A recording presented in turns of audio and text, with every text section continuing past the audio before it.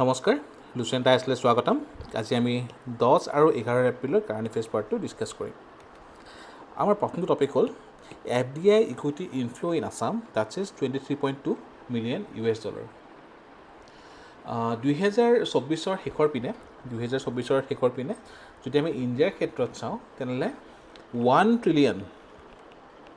trillion US for in India, okay, since the year 2000 2000 চনৰ পিছত আমাৰ ইণ্ডিয়ালৈকে 1 trillion FDI ইনফ্লো হোৱা বুলি ৰিপৰ্ট এটা আহিছিলে অ'কে চ' আৰু লগতে কাৰেণ্টলি যোৱা বছৰতকৈ আমাৰ এতিয়া এৰাউণ্ড 26% হাই FDI আছে comparatively year on year basis ঠিক আছে আৰু যিখন ৱৰ্ল্ড কম্পিটিটিভ ইণ্ডেক্স ৰিপৰ্ট আহে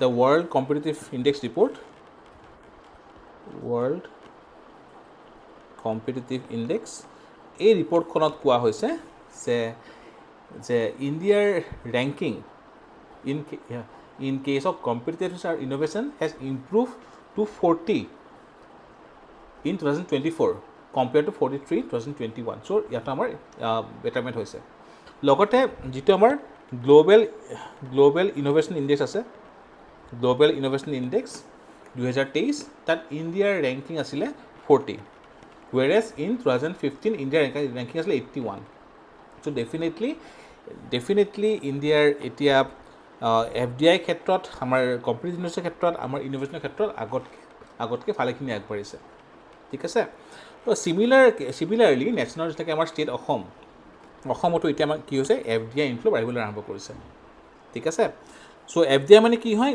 investment through capital instruments by a person resident outside India in an unlisted Indian company or 10% or more of the post issue paid up equity capital on a fully diluted basis on a listed Indian companies. So ekita hol amar condition. It is usually a long term investment and is largely a non debt creating capital inflow. So prelims karone important hoy. Duta route ase eta hol automatic route aru eta hol government profile route. Under automatic route an overseas investor is only required to inform RBI after the investment is made. Under government approval, under this route, a foreign investor has to get a prior note from ministry or department concerned. Regulation, currently it is governed by FDI policy 2020 and FEMA non-debt instrument rule 2019. Okay. DPIIT is the primary regulator of FDI in India.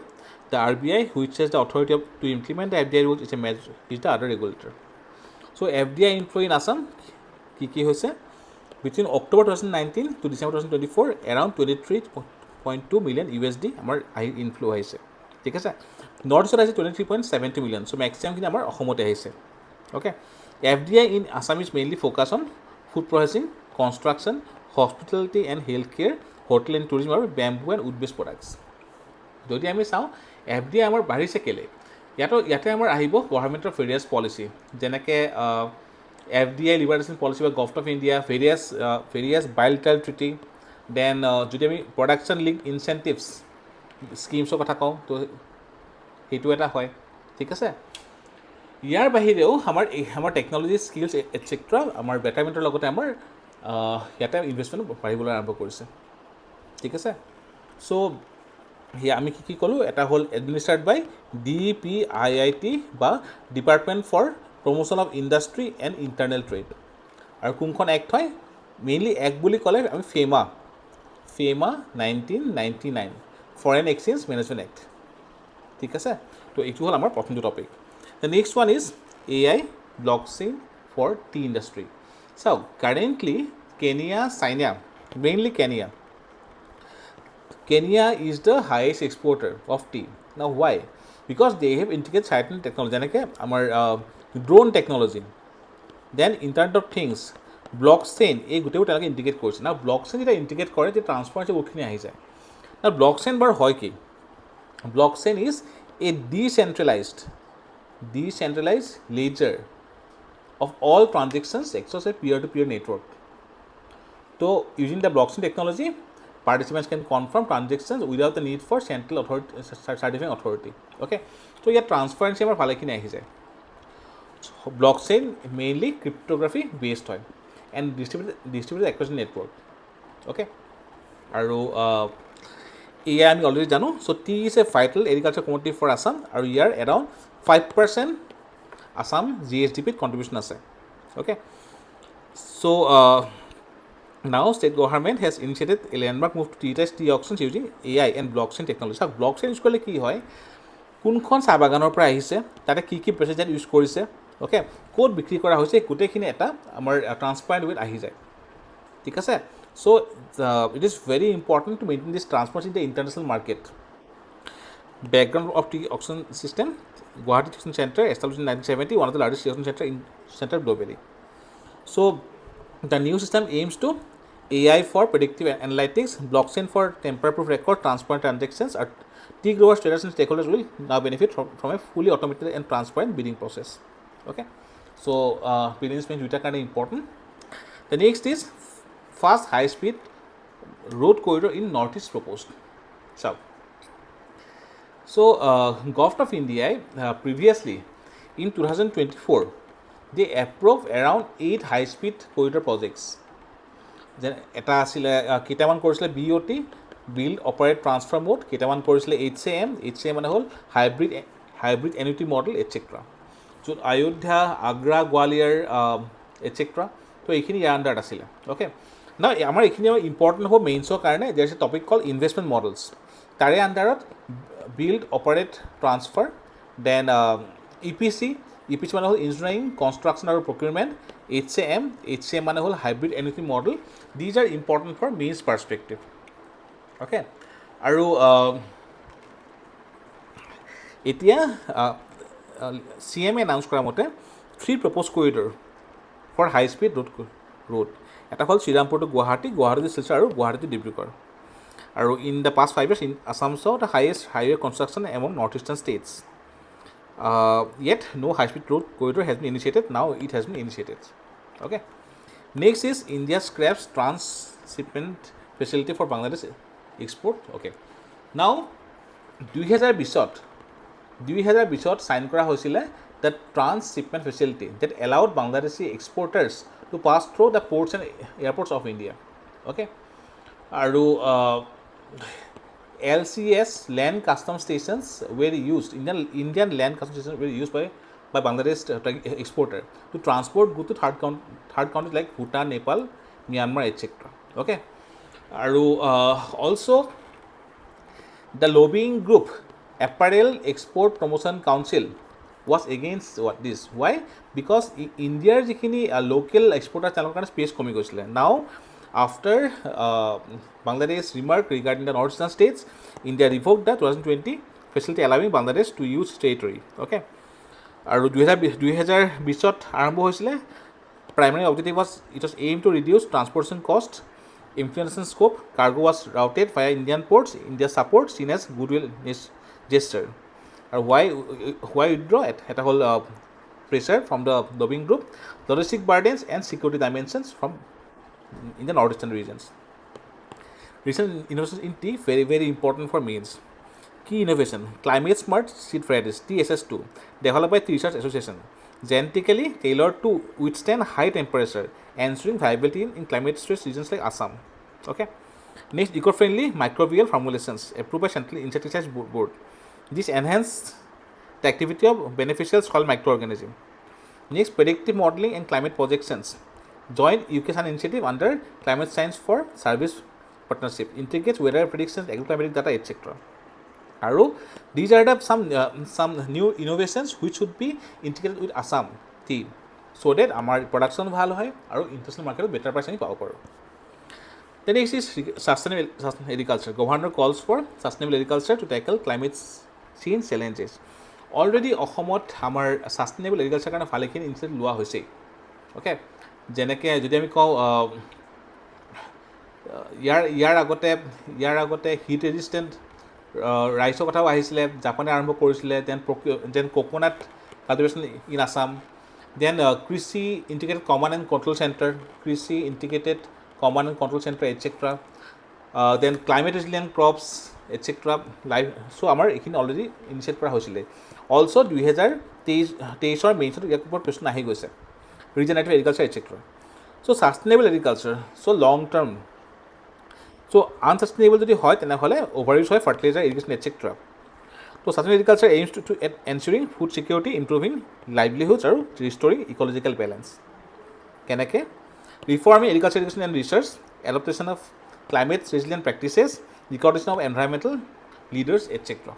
Okay, so' already govt of Assam ইয়াতে recently Karbi আংলঙত double cropping for rice start কৰা হৈছিলে যোৱা বছৰ। T ইণ্ডাষ্ট্ৰিটো ভালেখিনি change অনা হৈছিলে। Then ইয়াৰ বাহিৰে এগ্ৰি বিজনেছৰ কাৰণেও বহুতখিনি কাম কৰা হৈছে। দেন ৰিজেনাৰেটিভ এগ্ৰিকালচাৰ কাৰণে কাম কৰি থকা হৈছিলে অসমত। Okay, so' these are then agro' forestry, then farmer managed regeneration etcetera were some of the practices. Next topic is revitalising Assam's rural economy. So' আমি আগতে পঢ়ি আহিছোঁ, আমাৰ কুৱেশ্যন আহি গৈছে যে অসমৰ ৰুৰেল পটেঞ্চিয়েলৰ ওপৰত। ত' কাৰেণ্ট চেলেঞ্জেছ, ইনএফিচিয়েণ্ট ট্ৰেডিশ্যনেল ছিষ্টেম। এটা হ'ল এগ্ৰিকালচাৰ আমাৰ ইন'ভেশ্যনখিনি এতিয়াও ইমপ্লিমেণ্ট কৰা হোৱা নাই আৰু ষ্টিল আউটডেটেড মেচিনাৰী ইউজ কৰি থকা হৈছে। Pricing and market challenges, although আমাৰ ৰোডছ বনিছে, আমাৰ অনলাইন বা ডিটাৰেশ্যনত ভালেখিনি লেকিং আছে। ষ্ট'ৰেজ এণ্ড ইনফ্ৰাষ্ট্ৰাকচাৰ ডেফিচিয়েঞ্চি, ভালেখিনি আমাৰ ফুড ৱেষ্টেজ যায়। Dependency on external support. তো ৰেকমেণ্ডেশ্যনছ কি আছে? Localise procurement and distribution so' that local লেভেলৰ পৰা আমাৰ কামখিনি হ'বলৈ আৰম্ভ কৰে, ডিষ্ট্ৰিবিউট হ'বলৈ আৰম্ভ কৰে আৰু প্ৰপাৰ ৱেত বিফ'ৰ ৱেষ্ট সেইখিনি এণ্ড পইণ্টলৈ গৈ পায়। Agri reform through education extension, promote skill based education, লগতে ইনফ্ৰাষ্ট্ৰাকচাৰ এণ্ড মাৰ্কেটিং ছাপৰ্ট যেনেকৈ cold storage etcetera. Encourage green industrialisation, agri link to industry like food processing, bio' fertiliser, handicraft etcetera. Next Assam's workforce readiness. So' নতুন industry আহিলে নহ'ব, আমাৰ skill থাকিব লাগিব। তো কি চেলেঞ্জ কি আছে? এটা হ'ল law' work intensity. As per recent report by economic advisory council, Assam is among the lowest in the country. Okay, outdated work culture, lack of efficiency, lack of accountability, lack of innovation, etc. Skill mismatch and low employability. So academic যিখিনি আমাৰ books আছে, academic syllabus আছে, সেইখিনি আমাৰ industry স্কিলৰ ভালেখিনি difference আৰু health and lifestyle issues. According to Lancet, India is facing an early onset of lifestyle diseases among its workforce. So যদি আমি স্কিলখিনি আপগ্ৰেড কৰিব নোৱাৰোঁ তেনেহ'লে আমাৰ ইণ্ডাষ্ট্ৰি আহিলেও আমি চাকৰিখিনি ল'বলৈ নোৱাৰিম, বহিৰাগত হাতলৈ গুচি যাব। So it is time the youth should be given the required skills as per industry need, okay, for jobs. The next topic is the tariff war. Who will win the tariff war? So currently আমাৰ US আৰু China, আমাৰ এই দুখনৰ মাজত major tariff war আৰম্ভ হৈছে। তো according to data, US constantly runs a massive trade deficit. Okay, so despite high tariffs, imports from China remain substantial, indicating deep economic interdependence. আৰু লগতে কি হ'ব? China may use third country, let's say Sri Lanka, to export its goods to USA. Strategic implications, global economic fragmentation. The tariff war reflects a retreat from globalization or shift towards economic nationalism. Inflation আৰু recession risk. তো টাৰিফৰ কাৰণে আমাৰ যিহেতু import কষ্ট বাঢ়ি যাব, সেইকাৰণে ইনফ্লেশ্যনৰ চান্সেছ হাই হৈ যায়। Okay, so' combined with high interest rate and tight job markets, it raises the probability of recession. Realignment of global trade routes. The US is building deeper trade allies with India, Vietnam, Mexico to reduce dependency on China. Long-term consequences, rise of regional blocs rather than globalized. Techno-economic decoupling. Strategic sectors like semiconductor, clean energy, EV will be extremely produced and consumed within ideological allies. Policy shift in developing nations also. Nations in Asia and Africa may face a strategic dilemma, balancing economic ties between both US and China and amid rising polarization. The next is India launches the first Panchayat Development Index. চাওক, পঞ্চায়তৰ যিখিনি finance আছে তাৰে ওপৰত আমাৰ question আহি থাকে।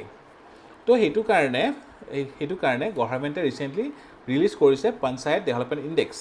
Okay, so' that কিমানখিনি ৱৰ্ক চলি আছে এটচেট্ৰা পঞ্চায়তত। It's a multi sectoral, okay, আৰু index which intended to be used and raise the various issues. So ক'ত আমাৰ ৱৰ্ক কৰিব বাকী আছে, okay, so' date we can go' for holistic development.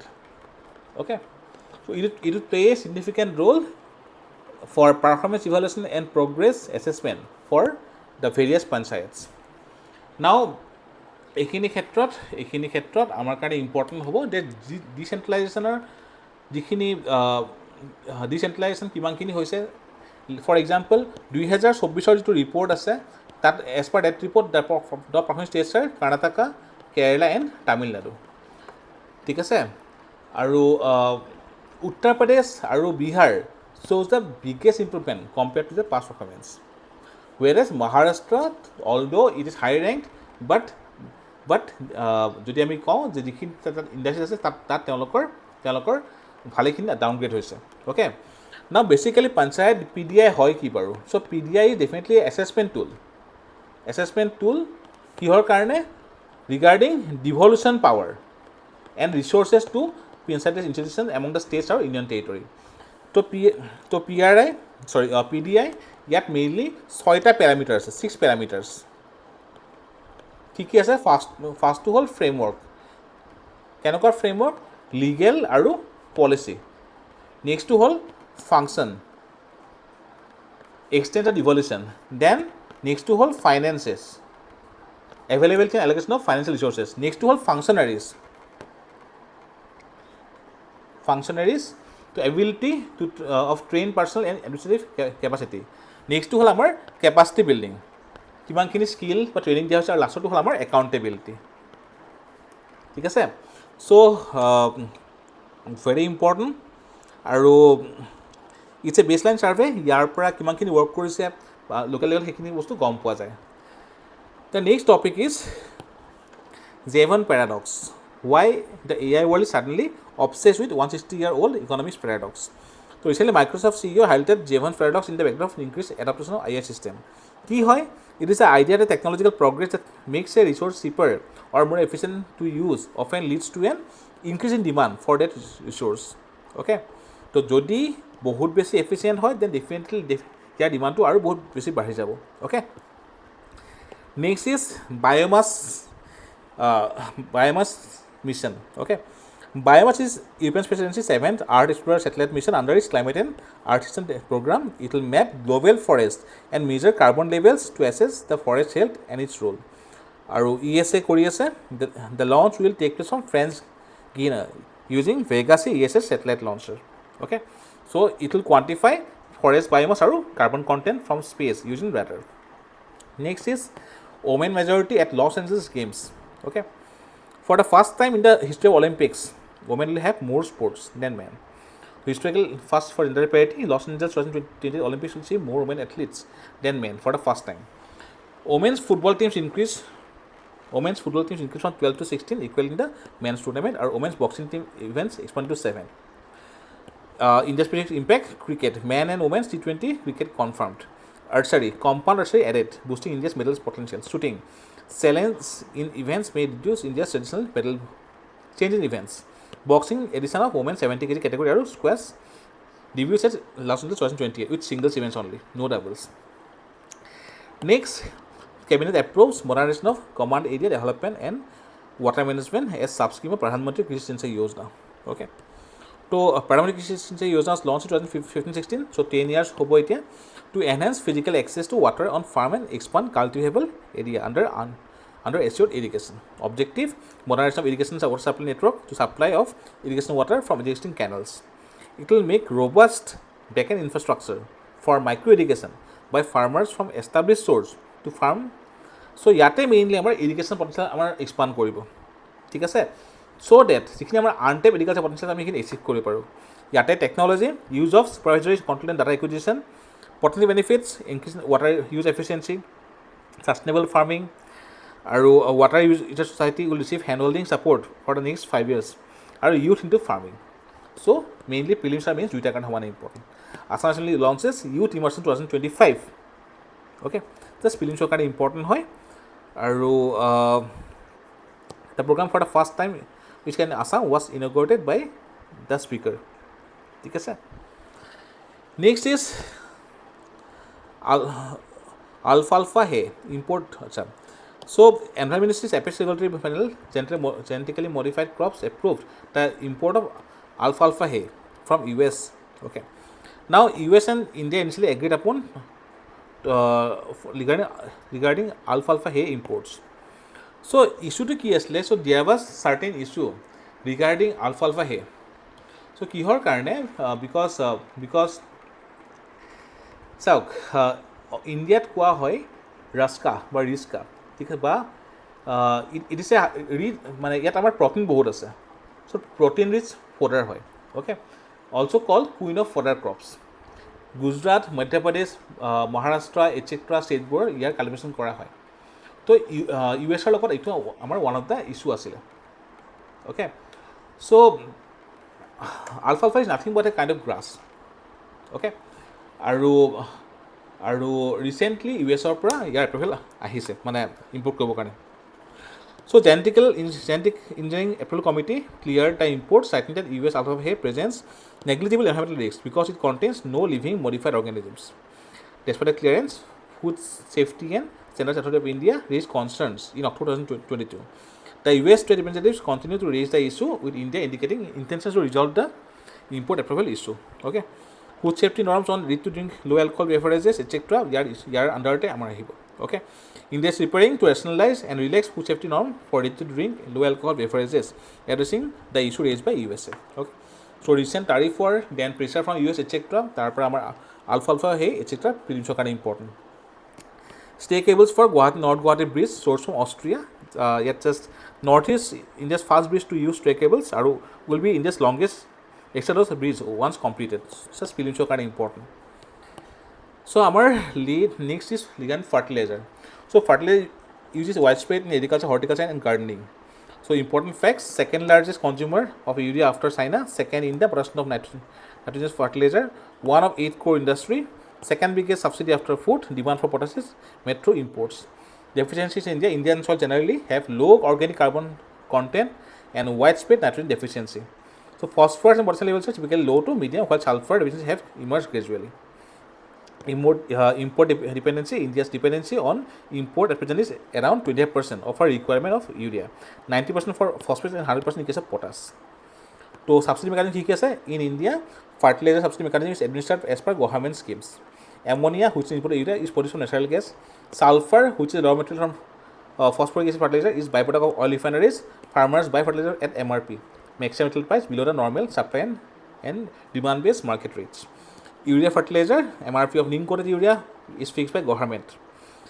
Non-urea fertilizer, MRP of non-urea fertilizer decontrolled or fixed by companies. Beneficiary, the subsidy goes to fertilizer companies, although its ultimate beneficiary is the farmer. DBT, this system was introduced in 2018, wherein subsidy payment to the companies would happen only after actual sales to farmers by retailers. So এইটো 2020 প্ৰিলিমছত আহিছিলে UPSC. So scheme কি আছে? প্ৰধানমন্ত্ৰী কিষাণ সমৃদ্ধি কেন্দ্ৰ, প্ৰধানমন্ত্ৰী ভাৰতীয় জন উৰ্বৰক পৰিযোজনা, ভাৰত ব্ৰেণ্ড আৰু nutrient based subsidy. So' this is important. Okay, urea is not included in nutrient based subsidy. Okay, it's a urea subsidy central sector scheme which includes freight subsidy for movement of urea across the country. The next topic is preserving Assam's legacy through GI. So recently agriculture products like kaji nembu, boka saul, johar rice, tezpur lychee, karbi anglong ginger were given GI. Handloom or textile ক্ষেত্ৰত মুগা silk, এৰী silk, Assamese গামোচা, Sualkuchi silk textiles. Handicraftsৰ ভিতৰত মাজুলী মাছ, মুখা শিল্প, অসমীয়া চিতালপাতি, কুল matches, তামোল পাণ, আদাৰ Chokuwa rice, Judima rice wine. Industry ক্ষেত্ৰত অষ্টকানি terracotta, Sarthebari metal craft, Singpho ফালাপ্তি আৰু ইয়াৰ বাহিৰে ট্ৰাইবেল হেণ্ডিক্ৰাফ্টৰ ভিতৰত বড়ো আৰণাই, খাম এটচেট্ৰা.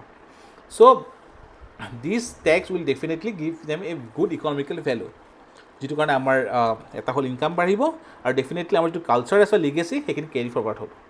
চ' এইখিনি আছিলে আমাৰ 10th 11th কাৰেণ্ট এফেয়াৰ্ছ. আমি আকৌ অহাকালি লগ পাম. ধন্যবাদ.